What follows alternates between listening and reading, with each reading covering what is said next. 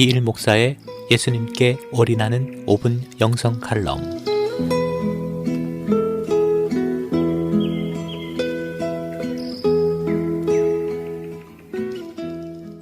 봄이 되면 한인마켓에 평소에는 보이지 않던 것들이 많이 눈에 띕니다. 그 중에 하나가 바로 야채들의 모종입니다.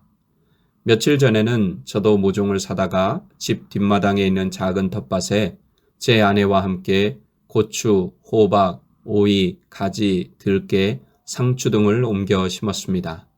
아내가 모종을 심으면 저는 물을 주었습니다. 그리고 어떤 것은 모판을 사다가 씨앗을 심기도 했습니다. 그러면서 이것들이 잘 자라서 풍성한 열매를 맺고 거둘 수 있게 해달라고 기도했습니다. 이렇게 씨를 심고 모종을 옮겨 심으면서 떠오르는 하나님의 말씀들이 있었습니다. 먼저는 고린도전서 3장 6절의 말씀입니다. 나는 심었고 아볼로는 물을 주었으되 오직 하나님께서 자라나게 하셨나니. 그리고 갈라디아서 6장 9절입니다. 우리가 선을 행하되 낙심하지 말시니 포기하지 아니하면 때가 이름에 거두리라. 마지막으로 시편 126편 6절입니다. 울며 씨를 뿌리러 나가는 자는 반드시 기쁨으로 그 곡식단을 가지고 돌아오리로다. 이 말씀들은 모두 하나님께서 세상을 이끌어 가시기 위해 정하신 심고 거둠의 법칙에 관한 말씀들입니다. 그런데 이 말씀들을 보면 사람이 할 일과 하나님께서 하시는 일이 구분이 되어 있습니다. 모든 것이 하나님의 역사 속에서 하나님께서 이루시는 일이기 때문에 모두 하나님께서 하시는 것이 맞지만 그 속에서 하나님께서는 사람이 담당해야 하는 부분을 맡겨주신 것입니다. 하나님께서 사람에게 맡겨주신 부분은 바로 심는 것과 거두는 것입니다. 그리고 심은 것을 자라나게 하시는 것이 하나님께서 하시는 일이십니다.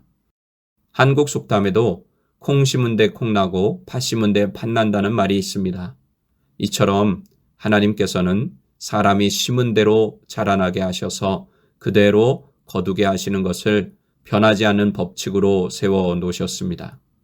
그런데 그리스도인들 중에 이 법칙을 잊어버리거나 무시하는 사람들이 점점 많아지고 있는 것 같습니다. 심는 것을 보면 잘못 심거나 아예 심은 것이 없는데 하나님께서 자라나게 하셔서 좋은 것을 거둘 수 있게 해달라고 하는 것을 보면 말입니다. 예배를 제대로 드리지 않는데 은혜 받기를 바라고, 기도를 하지 않는데 응답 받기를 바라고, 온전한 11조와 헌금도 드리지 않는데 복 받기를 바라고, 복음을 전하지도 않는데 부흥이 일어나기를 바랍니다. 그리고 선을 행하지 않는데 이 땅에서 악이 물러가기를 바랍니다. 이 칼럼을 준비하면서 저의 모습을 돌아보니 저도 너무나도 자연스럽게 심은 것이 없는데도 하나님께 구한 적이 너무 많았다는 사실을 깨닫게 되었습니다. 그럼에도 이렇게 나누는 것은 이제라도 늦지 않았다는 것을 말씀드리기 위해서입니다. 야채들은 제때 심지 않으면 열매를 거둘 수 없습니다. 봄에 심어야 할 것을 여름에 심으면 가을에 열매를 거둘 수 없습니다. 하지만 감사하게 하나님 앞에서는 언제나 심을 수 있습니다.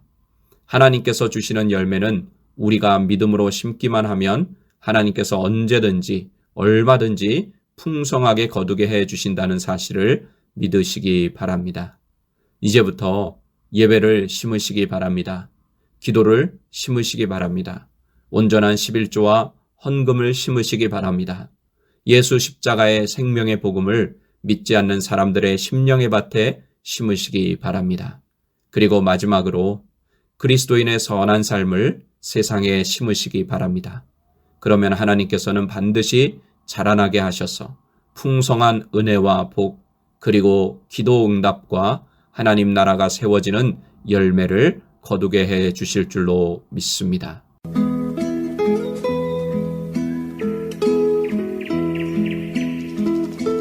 지금까지 시카고 안디옥 교회를 담임하시는 이일 목사의 예수님께 올인하는 5분 영성 칼럼이었습니다.